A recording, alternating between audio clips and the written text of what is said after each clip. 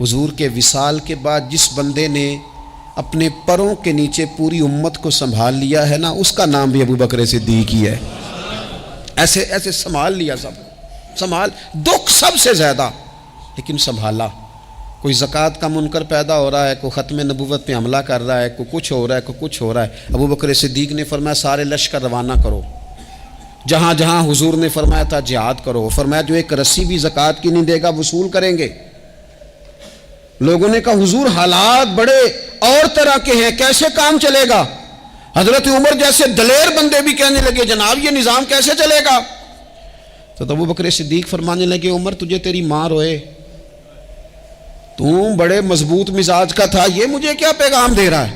فرمایا عمر یاد رکھ اگر میں مدینہ منورہ میں اکیلا بھی رہ گیا اور جنگل کے درندے میرا آ کے گوشت بھی نوچ کے لے گئے تو پھر بھی میں ان اصولوں پر کھڑا رہوں گا جن اصولوں پر مدینے والے رسول نے مجھے کھڑا کیا ہے۔ اپنے ایمان کی آبیاری کے لیے ہمارے چینل وائس آف ARQ کو سبسکرائب کریں، ویڈیو کو دوسرے لوگوں کے ساتھ شیئر کریں۔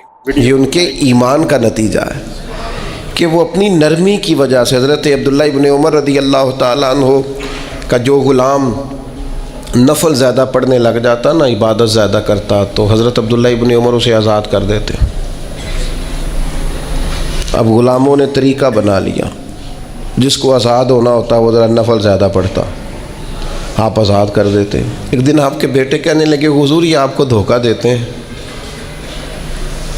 تو یہ رب کے بندے ہیں نا، ذرا سوچ دیکھو، معیار دیکھو۔ فرمانے لگے مجھے پتہ ہے،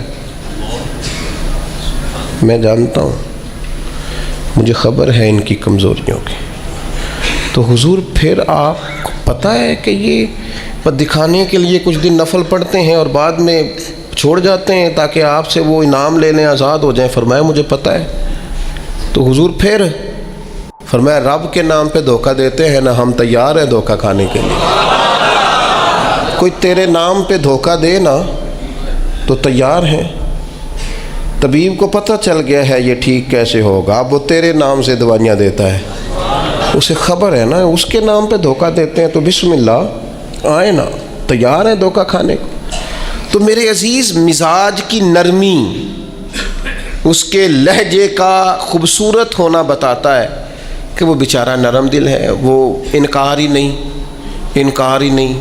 جو کسی نے کہا چلو ٹھیک ہے جی کوئی حرج نہیں۔ بڑے بڑے مناصب والے لوگ میں نے دیکھے ہیں مزاج کے نرم ہوتے ہیں، لوگ سمجھتے ہیں ہو دیکھو، میں بہت سارے دوستوں کو میں جانتا ہوں، ان کی آپ کبھی باتیں سنیں تو مدعی بھی خود، وکیل بھی خود اور جج بھی کہتے ہیں مجھے پتہ ہے میں آیا ہوں، اب آپ نے جواب میں یہ کہنا ہے اور نتیجہ یہ نکلنا ہے۔ آپ سے وہ ملیں گے تو آپ کو کچھ کہنا ہی نہیں پڑے گا، انہیں سارا ہی پتہ ہے، لیکن رہ سب سے پیچھے گئے ہیں کیونکہ چالاک ہے، نرم دل نہیں۔ اور اگر اس کے دل کے اندر سختی ہو، اس کا دل کسی بھی وجہ سے دوسروں کے بارے میں نرم جذبات نہ رکھتا ہو تو بہت ساری خیر کرنا انسان کے لیے ناممکن ہو جاتا ہے۔ انسان کسی کی بھلائی تب کرتا ہے، کسی کے بارے میں اچھا تب سوچتا ہے، کسی کے درد کا احساس تب کرتا ہے جب اس کا دل دوسروں کے لیے نرم ہوتا ہے۔ اور سب سے بڑھ کے یہ کہ اللہ کی محبت اور رسول اللہ صلی اللہ تعالیٰ علیہ وسلم کی غلامی بھی تب پیدا ہوتی ہے جب دل میں درد پیدا ہوتا ہے۔ اور اگر انسان کی طبیعت سخت ہوتی جائے، مزاج گھٹن والا ہوتا جائے، تو انسان ان سارے معاملات سے دور ہٹتا جاتا ہے، حتیٰ کہ سخت دل والے لوگ اپنوں سے بھی دور ہو جاتے ہیں۔ وہ رشتے، جن رشتوں میں حسن پایا جاتا ہے، جن رشتوں میں قرار پایا جاتا ہے، جن کی وجہ سے انسان کو اللہ تعالیٰ دنیا میں سکون عطا فرماتا ہے، ان رشتوں سے بھی انسان دور ہٹتا ہے۔ کیوں کہ دل سخت ہے، مزاج تلخ ہے، طبیعت ترش ہے۔ اللہ تعالیٰ نے قرآن حکیم کے اندر ارشاد فرمایا فَبِمَا رَحْمَةٍ مِّنَ اللَّهِ لِنْتَ لَهُمْ، تو محبوب کیسی اللہ کی رحمت ہوئی کہ آپ اپنے غلاموں کے لیے نرم دل ہو گئے۔ یہ جو آپ کے مزاج میں کرم آیا، رحمت آئی، آپ اپنے غلاموں کے حق میں اس قدر زیادہ نرم ہوئے، یہ اللہ کا خاص انعام ہے امت کے لیے۔ محبوب کیسی اللہ کی مہربانی ہوئی کہ آپ ان کے لیے نرم دل ہو گئے. وَلَوْ كُنْتَ فَظًّا غَلِيظَ الْقَلْبِ، اگر آپ تند مزاج اور سخت دل ہوتے تو لَانفَضُّوا مِنْ حَوْلِكَ، یہ ضرور آپ کے گرد سے پریشان ہو جاتے، پریشان ہوتے یہ لوگ. آپ پر اللہ کا انعام ہوا، ان پر اللہ کا کرم ہوا کہ اللہ نے غلاموں کے حق میں آپ کے دل کو نرم فرما دیا. میں نے دیکھا ہے نرم دل آدمی بعض اوقات کچھ نقصان بھی اٹھاتا ہے، دھوکے بھی کھاتا ہے، سیاست کا شکار بھی ہوتا ہے، لوگ اسے استعمال بھی کرتے ہیں. نرم جو ہوا، لوگوں کا خیال ہوتا ہے کہ دیکھا میں نے کس طرح سے اس کو بنا لیا ہے اور کس طرح سے میں نے کام لے لیا ہے. نبی کریم صلی اللہ تعالیٰ علیہ وسلم نے فرمایا مومن نرم دل ہوتا ہے. لوگ اسے بیوقوف سمجھ لیتے ہیں، وہ بیوقوف نہیں ہوتا، پتہ اسے سارا ہوتا ہے، عقل اسے ساری ہوتی ہے، باتوں کو سمجھ رہا ہوتا ہے، لیکن چونکہ نرم دل ہوتا ہے تو اس نرم دلی کی وجہ سے لوگ سمجھتے ہیں شاید اسے پتہ نہیں، اسے پتہ سارا ہی ہے. اٹ سٹ تے پکڑا کوار گندا لسی اور بھی بوٹیاں جان لیں. خبر ہے، پتہ ہے، علم ہے، جانتے ہیں، کیا کریں، مزاج نرم ہے. ورنہ حضور علیہ الصلوۃ والسلام فرماتے مومن تو اس طرح ہوتا ہے جس طرح اس کے ناک میں نکیل ہے، جیسے اونٹ کے ناک میں نکیل ہوتی ہے، جہاں بٹھاؤ بیٹھ جاتا ہے، جہاں کھڑا کرو ہو جاتا ہے. کیوں؟ مومن ہے، نرم دل ہے. لوگ سمجھتے ہو میں نے مشورہ دیا تھا مان گیا، او بھائی وہ مان اس لیے گیا ہے کہ مزاج کا نرم ہے. ورنہ آپ اور آپ نے اپنی حیثیت جان لی، آپ کے کہے پہ لگ گیا، مانا کیا ہوا؟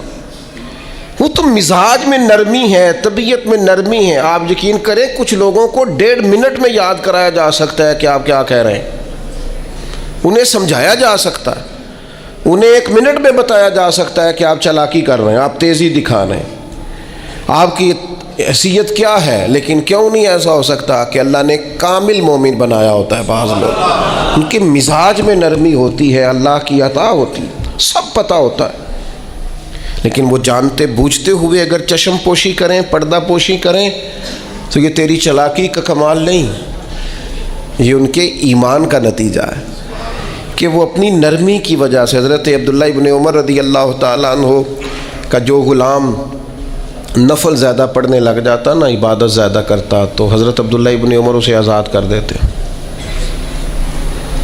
اب غلاموں نے طریقہ بنا لیا، جس کو آزاد ہونا ہوتا وہ ذرا نفل زیادہ پڑھتا، آپ آزاد کر دیتے. ایک دن آپ کے بیٹے کہنے لگے حضور یہ آپ کو دھوکہ دیتے ہیں. تو یہ رب کے بندے ہیں نا، ذرا سوچ دیکھو، معیار دیکھو. فرمانے لگے مجھے پتہ ہے، میں جانتا ہوں، مجھے خبر ہے ان کی کمزوریوں کی. تو حضور پھر آپ کو پتہ ہے کہ یہ دکھانے کے لیے کچھ دن نفل پڑھتے ہیں اور بعد میں چھوڑ جاتے ہیں تاکہ آپ سے وہ انعام لے لیں، آزاد ہو جائیں. فرمایا مجھے پتہ ہے. تو حضور پھر فرمایا رب کے نام پہ دھوکہ دیتے ہیں نا، ہم تیار ہیں دھوکہ کھانے کے لیے. کوئی تیرے نام پہ دھوکہ دے نا تو تیار ہیں. طبیب کو پتہ چل گیا ہے یہ ٹھیک کیسے ہوگا، اب وہ تیرے نام سے دوائیاں دیتا ہے، اسے خبر ہے نا اس کے نام پہ دھوکہ دیتے ہیں، تو بسم اللہ آئے نا، تیار ہیں دھوکہ کھانے کو. تو میرے عزیز مزاج کی نرمی، اس کے لہجے کا خوبصورت ہونا بتاتا ہے کہ وہ بیچارہ نرم دل ہے. وہ انکار ہی نہیں. جو کسی نے کہا چلو ٹھیک ہے جی کوئی حرج نہیں. بڑے بڑے مناصب والے لوگ میں نے دیکھے ہیں مزاج کے نرم ہوتے ہیں، لوگ سمجھتے ہو دیکھو. میں بہت سارے دوستوں کو میں جانتا ہوں، ان کی آپ کبھی باتیں سنیں تو مدعی بھی خود، وکیل بھی خود اور جج بھی کہتے ہیں مجھے پتہ ہے میں آیا ہوں، اب آپ نے جواب میں یہ کہنا ہے اور نتیجہ یہ نکلنا ہے. آپ سے وہ ملیں گے تو آپ کو کچھ کہنا ہی نہیں پڑے گا، انہیں سارا ہی پتہ ہے، لیکن رہ سب سے پیچھے گئے کیونکہ چالاک ہے، نرم دل نہیں. اس کی بارگاہ میں مقام کس کا ہے؟ نبی کریم نے فرمایا جو جنتی ہیں ان کے دل چڑیوں کی طرح نرم ہوتے ہیں. یہ جنتیوں کی علامت ہے. فرمایا جنت میں اکثر بھولے بھالے لوگ جائیں گے، سیدھے سادے درویش لوگ، ان کے لیے جنت کے دروازے اور کواڑ کھول دیے جائیں گے کیونکہ بھولے ہیں، نرم دل ہیں. مزاج میں ٹھنڈک، ایسا نہیں کہ زمانے کی اتار چڑھاؤ کا پتہ نہیں، بس ویسے ہی سیاست دے جھگڑے اساں چھوڑ دیتے تے دولت دے جھگڑے اساں چھوڑ دیتے۔ یہ محبت دا جھگڑا ہے جڑا چھڑا کوئی نہیں سکتا، جھگڑ کے پیار کرنا ہے، اس سے یہ چھڑا کوئی نہیں سکتا۔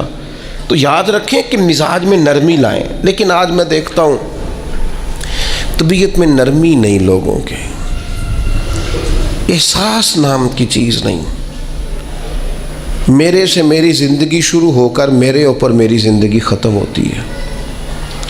میں سمجھتا ہوں زندگی میں سب سے زیادہ خدمات میں نے کی ہیں، میں سمجھتا ہوں زندگی میں سب سے زیادہ زیادتیاں میرے ساتھ ہوئی ہیں، میں سمجھتا ہوں میں ہی سب سے زیادہ مظلوم ہوں، میری ہی قدر نہیں کی گئی۔ ہم سب اسی ذہن کے ہو گئے، صرف ہم ہی تھے جو ٹھیک تھے، باقی جو ملا غلط ہی ملا۔ یاد رکھیں اپنے مزاج میں اس طرح کا رویہ پیدا کر کے ہم نے سختیاں پیدا کر لی ہیں، احساس نہیں۔ میں آپ کو بتاؤں دل سخت کیسے ہوتے ہیں۔ نبی پاک صلی اللہ تعالیٰ علیہ وسلم نے فرمایا زیادہ نہ ہنسا کرو، زیادہ ہنسنے سے دل مردہ ہو جاتا ہے، زیادہ نہ ہنسا کرو، الجھے ہوئے لوگوں سے گریزہ نہ ہوا کر، حالات کی قبروں کے یہ کتبے بھی پڑھا کر، حالات کی قبروں کے یہ کتبے بھی پڑھا کر، ہر وقت کا ہنسنا تجھے برباد نہ کر دے، تنہائی کے لمحے ہوں تو کبھی رو بھی لیا کر۔ زیادہ نہیں ہنسنا، ساری قوم کو لگا نہیں دیا شغل میلے پہ۔ ہمارے بچے اکٹھے بیٹھ کے کیا کرتے ہیں؟ صرف ہنستے ہی تو ہیں۔ کون سی حکمت کی بات ہوتی ہے ہماری مجالس میں؟ کون سی تقوی کی بات ہوتی ہے؟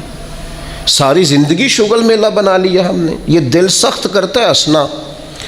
حضرت یحییٰ ابن معاذ فرماتے ہیں زیادہ روٹی نہ کھایا کرو، دل سخت ہو جائے گا، تمہاری طلب ہی صرف روٹی رہ جائے گی، کھانا ہی رہ جائے گا۔ حضرت عیسیٰ علیہ السلام فرمانے لگے زیادہ نہ بولا کرو، اپنے جملوں کو بے وقت نہ کرو، اپنے لفظوں کی قدر پہچانو۔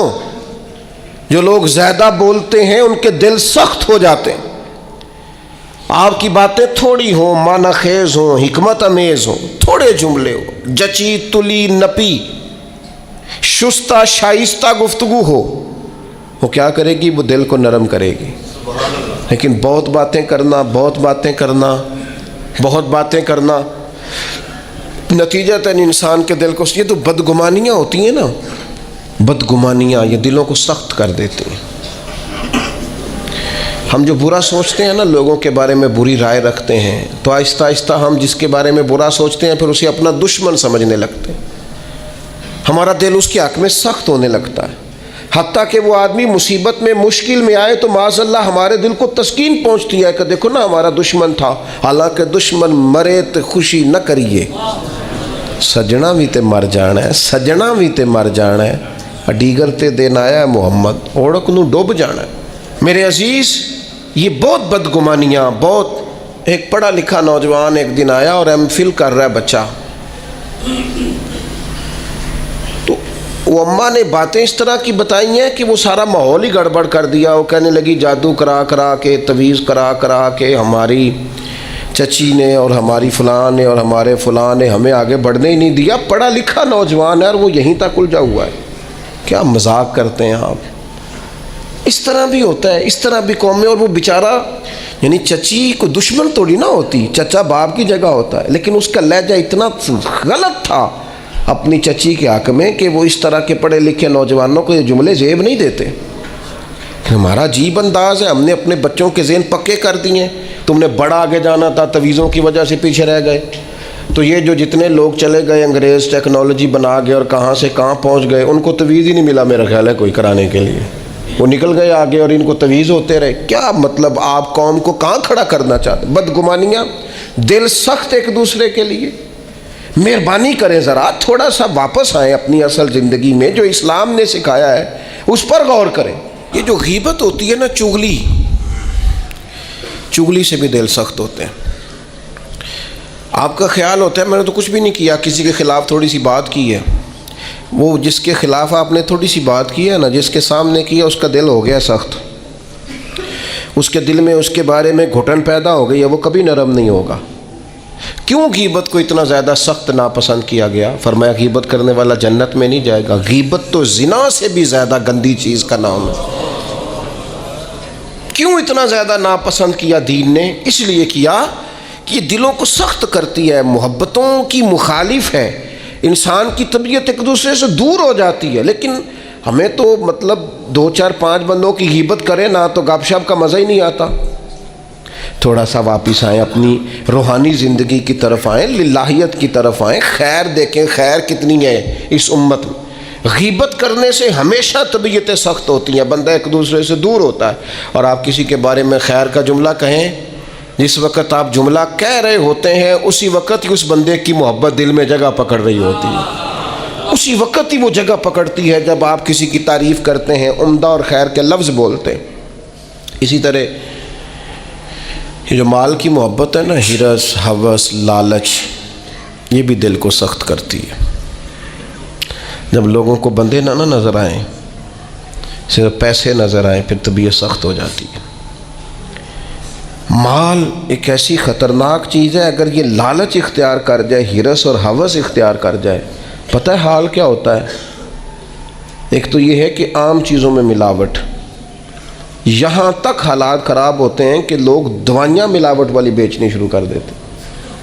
ان کو پتہ ہے میں زندگیوں سے کھیل رہا ہوں معاذ اللہ، لیکن وہ کتنا کچھ سخت آدمی ہے، اس کا دل کتنا کچھ سخت ہے کہ وہ لوگوں کی صحت سے کھیل کر مال کما رہا ہے۔ آخر اپنے ضمیر کی عدالت میں تو کھڑا ہوتا ہوگا نا، رات کو اسے نیند بھی تو آتی ہوگی نا، وہ کبھی اللہ اکبر کہہ کے نیت باندھ کے رب کی بارگاہ میں بھی تو کھڑا ہوتا ہوگا۔ کیسے جواب دے گا اللہ کے حضور؟ اپنے آپ کو کیسے مطمئن کرے گا؟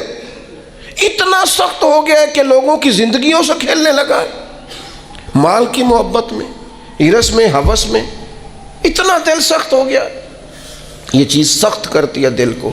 اس لیے ہمارے بزرگوں نے لکھا ہے کہ کچھ نہ کچھ پیسے کبھی کبھی چھوڑ بھی دینے چاہیے، کہنا چاہیے بس بھئی آج اتنی کمائی ہو گئی کافی، بھئی ابھی تو 2 گھنٹے بچے ہیں۔ تو اس نے کہا یہ جو 2 گھنٹے بچے ہیں یہ قرآن پڑھوں گا اور مدینے والے محبوب پہ درود و سلام پڑھوں گا۔ صدقہ کیوں رکھا تھا شریعت نے؟ زکوٰۃ کیوں رکھی تھی؟ اللہ کے بندے ہیں، اللہ اپنے بندوں کی اپنے فضل سے ان کو رزق دیتا ہے، لیکن کیوں رکھا تھا صدقہ؟ کہ یہ مال نکل کے ذرا باہر جائے تاکہ یہ جگہ نہ پکڑے دل میں، تاکہ دوسروں کے حق میں طبیعت نرم ہو۔ لیکن آپ دیکھ لیں جہاں جہاں مال کی محبت آئی ہے، جہاں جہاں مال کا پیار آیا، وہاں حالات اور سے اور ہو گئے، خراب سے خراب ہو گئے، بد سے بدتر ہو گئے۔ اور پھر ہمارے بزرگوں نے لکھا کہ یہ جو اقتدار ہوتا ہے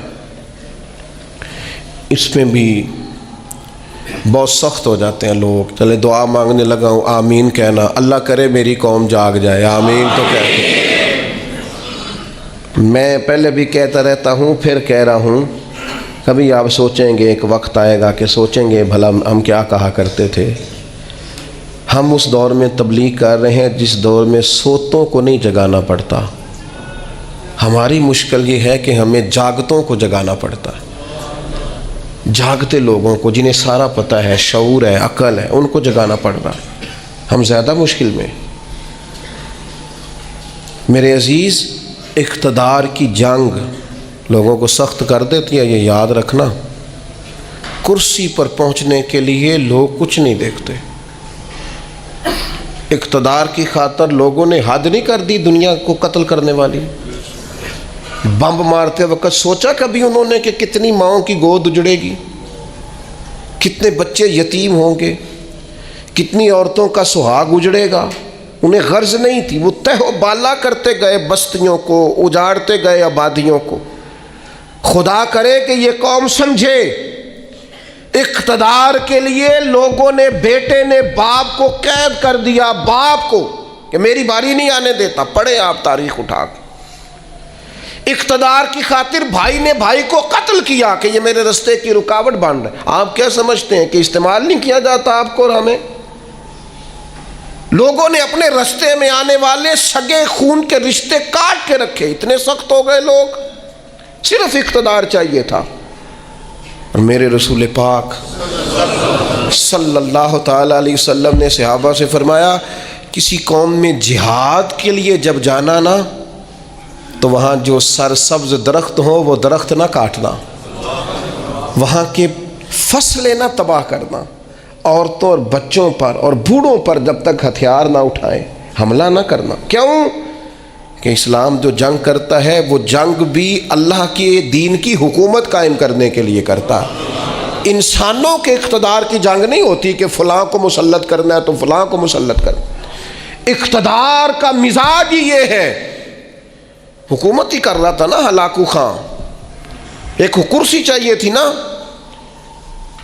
تو دجلہ کی نہر کا اس نے یہ حال کر دیا تھا کہ لوگ جو وہاں جاتے تھے وہ کہتے تھے ہمیں لگتا تھا یہ پانی نہیں بہتا، خون بہتا ہے دریائے دجلہ میں، خون ہی خون، دریا اور نہر خون سے بھر گئی۔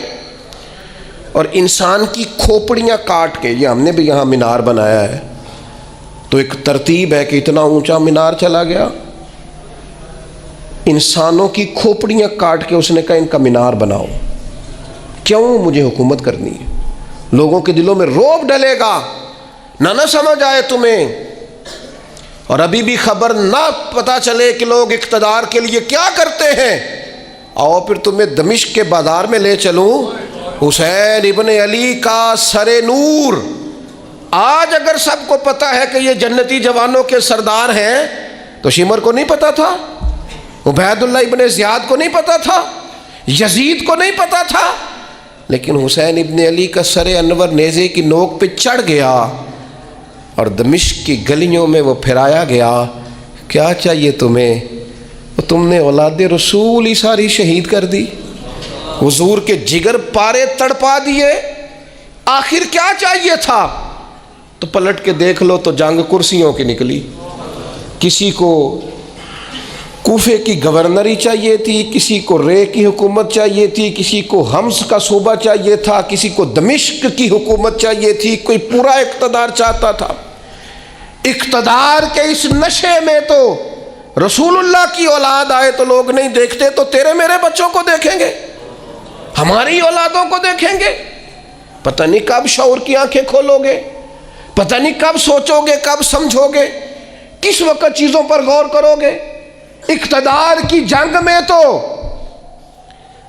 وہ لوگ آئے نا جو رسول اللہ کے کندھوں پہ نظر آتے تھے تو لوگ انہیں بھی نیزوں کی نوک پہ کھڑا کر دیتے ہیں، اتنے سخت ہو جاتے ہیں۔ خدا را مزاج سمجھو، مزاج کیا ہے، لیکن وہ ہم پتہ نہیں کس خواب غفلت کا شکار ہیں۔ اللہ جانے کہاں جا کے آنکھ کھلے گی، اللہ جانے کہاں جا کے ہوش آئے گی، کہاں جا کے سمجھ آئے گی۔ خدا را چیزوں کو لیں ضرور، لیکن ان کو اس حد تک لیں جس حد تک وہ ہیں، جس حد تک نہیں ہیں اس حد تک نہ جائیں۔ اتنے جذباتی نہ ہو ان معاملات کے اندر، ایک دوسرے کو سمجھیں، غور کریں۔ اور پھر جس بندے میں بھی تکبر ہوتا ہے وہ سخت دل ہوتا ہے، جس میں بھی ہوتا ہے۔ برادری کا تکبر ہو کہ میں چودھری صاحب ہوتا ہوں وہ بھی ڈاڈا ہے، علاقے کا تعصب ہو اس کے اندر کہ میں فلاں علاقے کا ہوں تو وہ بھی سخت ہے، علم کا تکبر آ جائے وہ بھی سخت ہے۔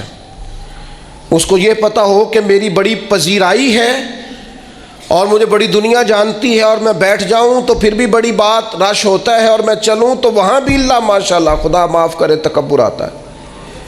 کوئی بھی ایسی چیز جو دماغ پہ سوار ہو جائے وہ متکبر کرتی ہے انسان کو۔ یہ چیزیں اپنے سے جیسے جیسے دور کریں گے ویسے ویسے عاجزی نصیب ہوگی، اور جیسے جیسے عاجزی نصیب ہوگی ویسے ویسے دل نرم ہوگا، اور جیسے جیسے دل نرم ہوگا رب کی مخلوق کا پیار بھی آئے گا، رسول اللہ کے دروازے کی گدائی بھی آئے گی۔ اور ایک بات اور ہمارے بزرگوں نے لکھی ہے کہ جو مفادات کی جنگ ہوتی ہے نا، مفادات کی جنگ وہ بھی دل کو سخت کرتی ہے۔ مفادات کی جنگ، مجھے بتائیے جتنے لوگ کسی مارکیٹ میں کاروبار کر رہے ہوتے ہیں ہمارے ملک میں، سارے مسلمان ہی ہوتے ہیں نا، ہمارے جاننے والے ہی ہوتے ہیں نا، تو معاذ اللہ تعالیٰ ثم معاذ اللہ ایک پر اگر قرض چڑھ جائے، ڈوب جائے، پریشان ہو جائے، تو اس کے دائیں بائیں والے جو خوش ہو رہے ہوتے ہیں کس طرح ہو رہے ہوتے ہیں؟ دل سخت ہو گیا ہے، جنگ مفادات کی، اب زیادہ گاہک میری دکان پہ آئے گی۔ مفادات کی جنگ طبیعت کو سخت کرتی. وہ جہاں جہاں بھی انسان کا مفاد وابستہ ہوتا ہے وہاں. میں عرب شریف میں تھا تو ایک دوست مسجد نبوی شریف میں ملے اور بڑے درد سے روئے, بڑی تکلیف میں تھے. ایک تو بندہ پردیس میں گھر سے دور, اور پھر اگر آزمائش میں ہو تو پھر شالہ پردیسی کوئی بھی نہ تھی. وے کک جنا تو پارے تو تاڑی مار اڑا نہ باہو اچھی تے اگے ہی اڈن آ رہے. تو کہنے لگے ہمارا سپروائزر لاہور کا ہے, پاکستانی ہے, مسلمان ہے, اپنا ہے, اور جس شخص کے پاس ہم کام کرتے ہیں وہ صرف اپنے آپ کو گڈ بک میں رکھنے کے لیے نا ہماری غیبتیں کرتا ہے. وہ جب کہتا ہے نا یہ 10-15 لوگ تیرے وفادار نہیں, تو اب جو مالک ہے عربی اس کی نظر میں وہ بھلا ہو جاتا ہے. کہتا ہے کچھ بھی ایسا نہیں ہے, لیکن یعنی اس کو ضرورت بھی نہیں. ہم مزدوری کا کام کرتے ہیں, وہ ظاہر آفیسر ہے ہمارا, اس نے مزدوری نہیں کرنی. وہ کیا کرتا ہے, وہ صرف اس کی گڈ بک میں نا اپنا تھوڑا سا نفع لینے کے لیے وہ سب مزدوروں کے ساتھ زیادتی کرواتا ہے. وہ کہتا ہے ایسے لوگ بھی تھے جو بیچارے گھر سے اپنا پلاٹ بیچ کے آئے, لیکن ان کی نظر ہو گئے, واپس جانا پڑا. وہ بیچارے صبح تلاش کرنے آئے تھے لیکن مزید اندھیرے میں الجھ گئے, ایک بندے کے مفادات کی جنگ لڑنے کی وجہ سے. ہم مفادات کی جنگ لڑتے ہیں, ہماری طبیعتیں سخت ہو جاتی ہیں, ہم پیار نہیں کرتے. حالانکہ دنیا میں جس قدر بھی لوگوں نے ترقی کی ہے وہ اس طرح کی ہے کہ ایک دوسرے کا بازو تھاما ہے, سپورٹ کیا ہے, ایک دوسرے کو آگے لے کے چلے. ان کا طریقہ ہے کہ وہ کہتے ہیں آؤ ملو, ایک دوسرے کو تھامتے ہیں تاکہ سب کو آگے لے کے چلتے ہیں. کیا کیا تھا نبی کریم علیہ السلام نے ہجرت مدینہ کے وقت؟ فرمایا انصار اور مہاجرین ذرا بھائی بھائی بن جاؤ, ذرا ایک دوسرے کو کاروباروں میں شریک کر لو, اپنے گھروں میں رہائش دے لو. اس لیے کہ کھانا پینا رہنا مضبوط ہوگا تو تبلیغی کام آگے چلے گا, دین بھی تبھی تو پھیلے گا. کہ ہمارا مزاج اتنا سخت ہو گیا ہے, طبیعت اتنی سخت ہو. میں نے پہلے بھی ایک دفعہ کہا تھا, پھر کہتا ہوں, میں نے یہ دور دیکھا ہے. یتیم ہو جاتے ہیں نا کسی کے بچے, تو 2-3 مہینے لوگ آ کے پوچھتے ہیں کوئی حکم ہوا ہے تو دسیا جائے. پھر 4-5 مہینے گزرتے کہتے 4 بھرا نے کام کیوں نہیں کرتے, محنت کرن نہ نالے کوئی ابا جی تیرے اندر ٹر گیا, بڑا کچھ چھڑ کے گیا ہے. لوگوں کی اسی وقت طبیعت سخت ہو جاتی ہے.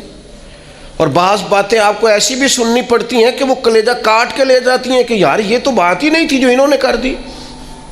وہ جی فلانی جگہ فلاں پلاٹ تھا وہ کدھر گیا, وہ سنا ہے فلاں جگہ. اچھا بہت ساری ڈھیر ساری ایسی باتیں دنیا میں عام ہوتی ہیں جن کا سرے سے کوئی وجود ہی نہیں ہوتا, اور کسی کو وہ بات کرنے. دیکھیں اگر کسی کے بچے کوئی پلاٹ بیچتے ہیں تو پلاٹ ابے کا تھا, آپ ڈسکس کس لحاظ سے کر رہے ہیں بھائی, آپ کس لحاظ سے کر رہے ہیں؟ تکلیف پہنچائی جاتی. کیوں؟ دل سخت ہے. حالانکہ رسول پاک علیہ السلام کی بارگاہ میں حاضر ہو کے ایک شخص نے کہا تھا حضور دل بڑا ڈاڈا ہو گیا, اور صحابہ محسوس کرتے تھے, صحابہ اس بیماری کو سمجھتے تھے. یا رسول اللہ دل سخت ہو گیا, کیا کروں؟ فرمایا کوئی یتیم ملے تو اس کے سر پہ ہاتھ پھیرا کر, اللہ تیرے دل کو نرمی عطا فرمائے. یتیموں کے سروں پہ ہاتھ رکھا کر, قلب نرم ہوگا, دل نرم ہو. دیکھیں اللہ تعالیٰ نے حضور کو حوصلے کا پہاڑ بنایا ہے. نبی پاک علیہ السلام فرماتے ہیں سب سے زیادہ مشکلات مجھ پہ آئیں, لیکن جو رقت تھی نا حضور کی طبیعت میں, جو نرمی تھی, وہ اتنی انوکھی تھی. حضرت زید بن حارثہ رضی اللہ تعالیٰ عنہ شہید ہو گئے جنگ موتا میں. نبی کریم علیہ السلام ان کے گھر آئے.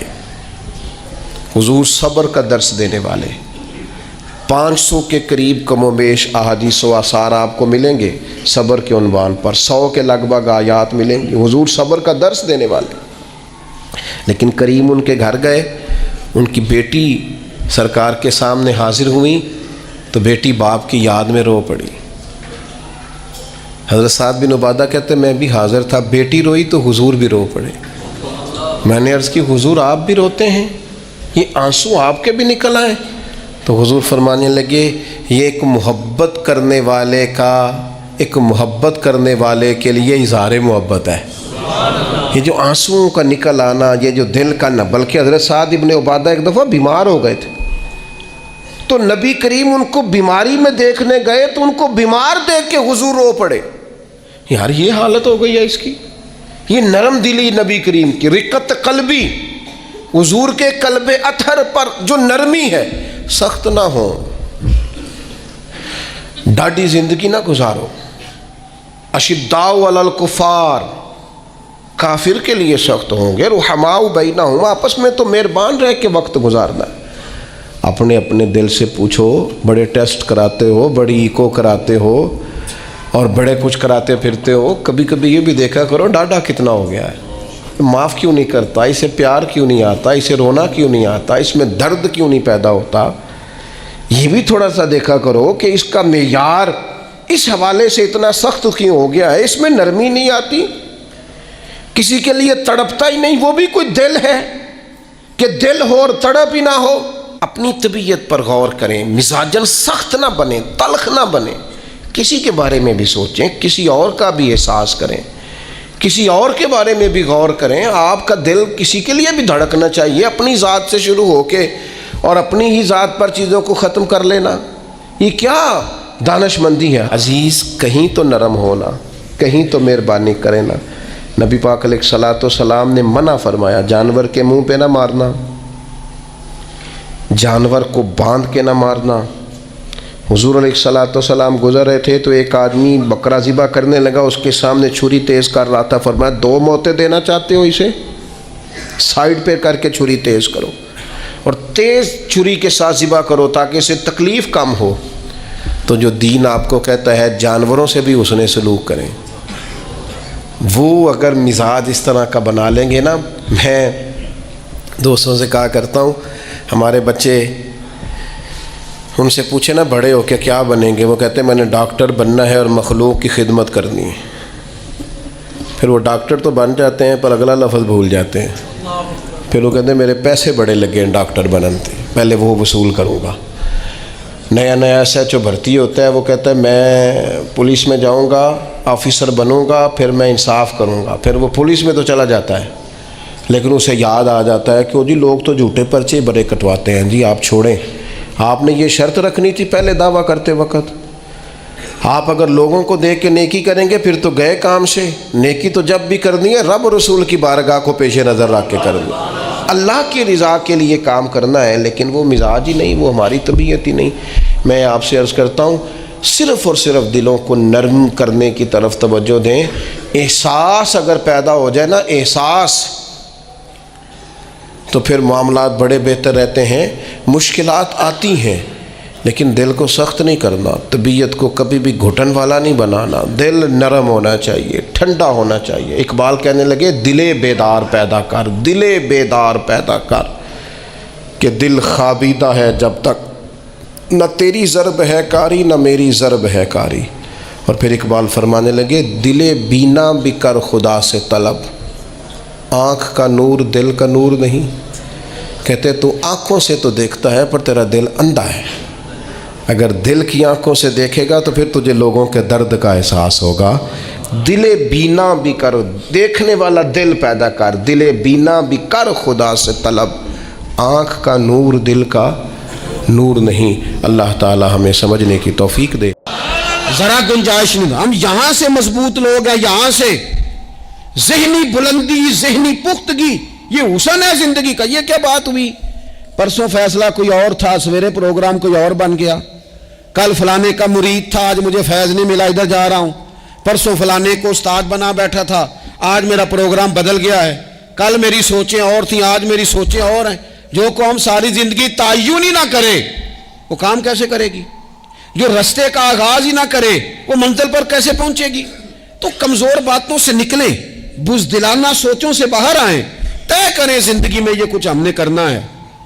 میں نے کہا ہے نکلیں میدان میں جیتنے کے لیے، پھر رب کی مرضی ہے، پھر اللہ کی مرضی ہے۔ ساری زندگی صحابہ پر قرض رہا، قرضے بھی رہے، خدمتیں بھی ہوتی رہی، جہاد بھی ہوتے رہے، ڈیوٹیاں بھی ہوتی رہیں، سارے کام ہی ہوتے رہے۔ ہمارا یہ مزاج ہے ایک دکھ آ گیا ہے ساری خوشیاں ہی گئیں، بس سارا کچھ ختم کر بیٹھتے ہیں۔ تو تھوڑی سی نا مضبوط دیکھیں، اچھا یہ حضرت ابو بکر کا حال ہے تو جناب عمر کی کیفیت کیا ہے؟ کلمہ پڑھتے ہی حضرت عمر نے فرمایا فرمایا یا رسول اللہ جب آپ سچے، قرآن سچا، اسلام سچا، تو چھپ کے نماز پڑھنے کا کیا مطلب ہے؟ فرمایا ابھی تعداد ہی کوئی نہیں، 40 تو مسلمان ہیں۔ عرض کی حضور مہربانی کریں نا، آپ صرف اجازت دیں۔ 20 لوگوں کی صفیں بنا دی گئیں، ایک صف کے آگے حضرت عمر ہیں، ایک صف کے آگے حضرت امیر حمزہ ہیں۔ جناب عمر کہنے لگے چونکہ آپ اللہ کے رسول ہیں تو لہٰذا نماز بھی آج اللہ کے گھر میں پڑھی جائے گی۔ تو حضرت عمر بیت اللہ شریف کے بیچ کھڑے ہو کے نعرہ لگاتے ہیں، فرماتے ہیں میں عمر ہوں، تم مجھے بھی جانتے ہو، میرے باپ کو بھی جانتے ہو، تم میرا قبیلہ بھی جانتے ہو، میں نے پڑھ لیا ہے محبوب کا کلمہ۔ اب جس نے بچے یتیم کرانے ہو اور اپنی بیوی بیوہ کرانی ہو وہ آئے اور مجھے روکے، یہ محبوب اللہ کے ہیں اور گھر بھی اللہ کا ہے، تو نماز بھی آج اللہ کے گھر میں پڑھی جائے گی۔ جب تک انسان یہاں سے طاقتور نہیں ہوتا، پھر بات آئی سیدنا عثمان غنی کی، میں پہلا وہاں اونا رنداں تو جنہیں کھلی بغاوت کی تھی، ہے پورا قبیلہ اور طرف ہے، عثمان تیرے گھر میں مال ہے، دولت ہے، وزاداری ہے، لوگ سارے کیا کریں گے، والد مخالف، چچا مخالف۔ حضرت عثمان غنی جیسے آدمی کو پکڑ کے باندھ دیا گیا گھر میں، پر عثمان غنی کہنے لگے میں ان بزدلوں میں سے نہیں ہوں جو محبت بھی کریں اور اظہار بھی نہ کر سکیں، جو دعویٰ بھی کریں اور پھر ان کے اندر طاقت اظہار بھی نہ ہو۔ فرمایا تم جتنا باندھ سکتے ہو باندھ لو، تم اپنی دولتیں، حکومتیں اور اپنا جاہ و جلال سنبھال کے رکھو، ہم نے تو غلامی کا فیصلہ کر لیا ہے۔ اور پھر کی غلامی انہوں نے۔ اور جہاں تک بات ہے شیر خدا حضرت علی المرتضیٰ کی، حضرت علی المرتضیٰ شیر خدا کا تو یہ حال تھا کہ ساری زندگی میدان میں رہے۔ ایک دن حضور نے صرف فرمایا کہ آج آپ کو نہیں لے کے جانا، آپ تھوڑا نا میرے نائب بن کر، حضور کسی نہ کسی کو نائب بنا کے مدینے میں چھوڑ کے جائے، ایک دن صرف کہا نہیں لے کے جانا۔ تو حضرت مولا علی رونے لگے، کہنے لگے حضور میں بچوں کے بیچ رہوں، عورتوں کے بیچ رہوں، میری تلوار کو زنگ لگ جائے گا، حضور مجھے تو گھوڑے پہ بیٹھنا پسند ہے۔ اچھا میں آپ کو ایک اور بات بھی عرض کروں، پہلے بھی میں نے کہا تھا پھر کہتا ہوں، کچھ لوگ پڑھے لکھے ہوتے ہیں بہادر نہیں ہوتے۔ حضرت علی کے علم کا بھی کمال عروج پہ اور بہادری بھی پورے عروج پہ۔ زندگی نا بہادر لوگوں کی ہوتی ہے۔ یہ شہاب الدین غوری لیٹے ہیں یہاں سوابا میں، تو کسی نے پوچھا ان سے کہ یار آپ کہاں رہتے ہیں؟ کہنے لگے میں گھوڑے کی پشت پہ ہوتا ہوں، ہمارے بچے بڑی سونی فوٹو بناتے ہیں، ان سے پوچھیں آج کل آپ کیا کرتے ہیں تو کہتے ہیں موبائل چلاتے ہیں۔ آپ کیا کرتے ہیں؟ فوٹو کھینچتے ہیں۔ آپ کیا کرتے ہیں؟ کہتے ہیں وہ نا مجھے ایسا عجیب مسئلہ ہے موبائل کا کہ بچوں کی نا مطلب میں کئی دفعہ سوچتا ہوں کہ اگر انہیں کچھ 4 گھنٹے موبائل سے علیحدہ رہنا پڑا نا تو ہو سکتا ہے کہ ان کو ڈاکٹر کو بھی دکھانا پڑ جائے، اتنی کو بری حالت ہو گئی۔ مجھے ڈھیر سارے دوست کہتے ہیں جی آپ ٹیلی فون پہ ملتے نہیں۔ میں نے کہا میں پہلے ملا کرتا تھا جب تک لوگوں کی جیب میں موبائل تھا، جب سے لوگوں نے ہاتھ میں پکڑ لیا نا تو پھر تو ایک دن میں 100 نمبر ملتا ہے، تو پھر آپ کیسے موبائل پہ رہیں گے؟ پھر تو ایک ہی کام ہے، یا فون سنیں گے یا کوئی اور کام کریں گے۔ تو تھوڑی سی ہمت والی زندگی گزاریں۔ بزدلانہ باتیں، کمزور باتیں ہمارے بچوں کو بھی کمزور کر دیں گی، یہ کچھ نہیں کر سکیں گے۔ حضرت سیدنا عبداللہ بن زبیر رضی اللہ تعالیٰ عنہ، یہ مدینہ منورہ میں پیدا ہونے والے سب سے پہلے بچے ہیں۔ حضرت سیدنا ابوبکر صدیق رضی اللہ تعالیٰ عنہ کے نواسے ہیں، حضور کے پھپھو جناب صفیہ کے پوتے ہیں، اور عشرہ مبشرہ صحابی حضرت زبیر بن عوام ان کے بیٹے ہیں۔ شروع سے ہی بڑے بہادر تھے۔ ایک دن کچھ بچے گلی میں کھیل رہے تھے تو ایک شخص نے آ کے نا چیخ ماری، ڈرایا، سارے بچے بھاگ گئے۔ جناب عبداللہ ابن زبیر کہنے لگے کیوں بھاگتے ہو؟ اب چیخوں سے بھی ڈرو گے؟ واپس آؤ سارے، میں تمہارا امیر ہوں، آؤ ذرا اس پر حملہ کریں۔ ہم سارے بھاگے اور یہ اکیلا کھڑا رہے۔ اس پر حملہ کیا، وہ ڈرانے والا خود ڈر کے بھاگ گیا۔ تھوڑا سا نا مزاج، ذہن، طبیعت دیکھیں نا، بدتمیزی اور چیز کا نام ہے، لیکن گفتگو کا مضبوط ہونا یہ اور چیز کا نام ہے۔ بچوں کو جب پوری طرح یہاں تو ہم ان کو اس قدر زیادہ کمروں میں بند رکھتے ہیں کہ جب وہ نکلتے ہیں باغی ہو جاتے ہیں، یہاں پھر یہ ہوتا ہے کہ ان کے اندر جو صلاحیتیں ہوتی ہیں وہ پوری طرح دب جاتی ہیں، وہ جو کیفیات ہوتی ہیں جو ایک مردانہ وصف میں ہونی چاہیے ان کے اندر موجود نہیں ہوتی۔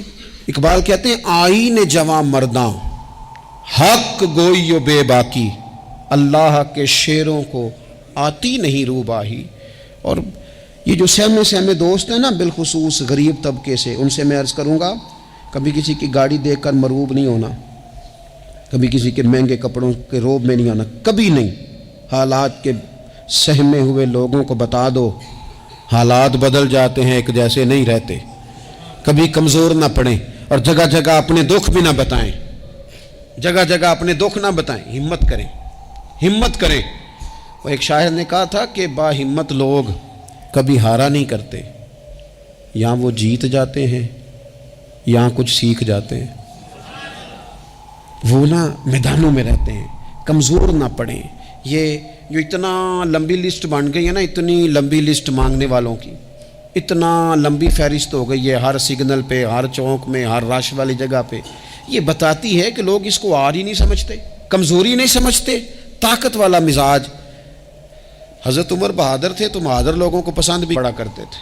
حضرت عبداللہ ابن زبیر چھوٹے تھے، بچوں کے ساتھ کھیل رہے تھے، اور یہ وہی حضرت عبداللہ ابن زبیر ہیں جو بعد میں امام حسین کے قاتلوں کے سامنے ڈٹ کے کھڑے ہو گئے، اور انہوں نے اعلانیہ ان لوگوں کا بائیکاٹ بھی کیا اور ان لوگوں کے ساتھ صف آرا بھی ہوئے، حضرت عبداللہ ابن زبیر۔ اور فرماتے ہیں کہ میری ماں 90 سال سے زیادہ عمر تھی حضرت اسماء بنت ابی بکر کی، جب میں نے انہیں کہا نا اماں وقت آ گیا ہے شہادت کا، تو میری اماں مجھے کہنے لگی پتر میدان میں رہنا، میدان میں۔ بکرے کو ذبح ہوتے وقت تکلیف ہوتی ہے، جب اس کی کھال اتاری جائے پھر کوئی تکلیف نہیں ہوتی۔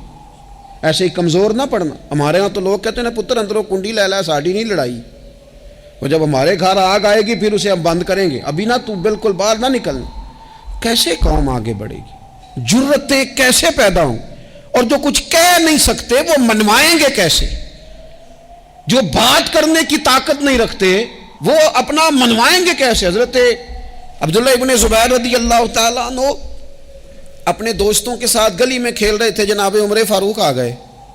حضرت عمر فاروق کا جلال تھا، بچے ان کو دیکھ کے دوڑ گئے، حضرت عبداللہ ابن زبیر کھڑے۔ حضرت عمر قریب آئے، کہنے لگے پتر آپ کیوں نہیں دوڑے؟ حضرت عبداللہ ابن زبیر چھوٹے سے ہیں، کہنے لگے جی کیوں میں دوڑتا، میں نے کوئی جرم کیا ہے؟ تو میں نے غلطی کی ہے، بھلا کیوں دوڑوں؟ آرام سے کھیل رہے ہیں اور نہ ہم نے کوئی رستہ بند کیا، جگہ ہے، آپ نے گزرنا تو گزر جائیں۔ چاہیے تھا نا حضرت عمر ناراض ہوتے، پر جناب عمر نے ماتھا چوم لیا، کہنے لگے کیا بات ہے بیٹا، ان چیزوں پر ذرا قائم رہنا۔ کہنے لگے جرم کیے، کیا مطلب ہے اس بات کا کہ فلانا ہے تو دوڑ جائے، کیوں دوڑیں جی؟ تو ہم نے جو قوم کو سکھانا شروع کیا ہے نا، دیکھیں فقر اور چیز ہے، درویشی اور چیز ہے، سادگی، لیکن ظلم سہنا اور چیز ہے۔ دنیا میں قتیل اس سا منافق نہیں کوئی جو ظلم تو سہتا ہے بغاوت نہیں کرتا۔ اپنی زندگی میں عزم کو، ہمت کو، نظریے کو بلند کریں، مظلومانہ مزاج نہ پیدا کریں، بلا وجہ دکھ سنا سنا کے اپنے آپ کو کمزور نہ کریں۔ یاد رکھیں اگر ہم اپنے دکھ کسی کو سنا رہے ہیں اور اپنے آپ کو بڑا غریب ثابت کر رہے ہیں تو ایسا نہ ہو کہ ہمارے بچے اس کا برا اثر لے جائیں۔ خودداری سے جینا سکھائیں، عزت نفس سکھائیں، ہر وقت گھر کے اندر، کلاس کے اندر، اپنے دوستوں کی جمعیت کے اندر کمزور باتیں نہ کریں، رو دھو کے وقت نہ گزاریں۔ رونے سے بھی رات گزر جاتی ہے، ہنسنے سے بھی رات گزر جاتی ہے، ناشکری سے بھی دن بیت جاتا ہے اور شکر سے بھی، لیکن بس بات اتنی ہے کہ شکر والوں کا ذرا صحیح بیت جاتا ہے، ہنسنے والوں کا ذرا صحیح بیت جاتا ہے۔ زندگی میں عزم کے ساتھ، ہمت کے ساتھ لوگ جس حال میں مرنے کی دعا کرتے ہیں، معاذ اللہ، لوگ جس حال میں مرنے کی دعا کرتے ہیں، ہم نے اس حال میں جینے کی قسم کھائی ہے۔ اللہ تعالی ہمیں سمجھنے کی توفیق عطا کرے۔ آخر دعوانا ان الحمدللہ رب العالمین۔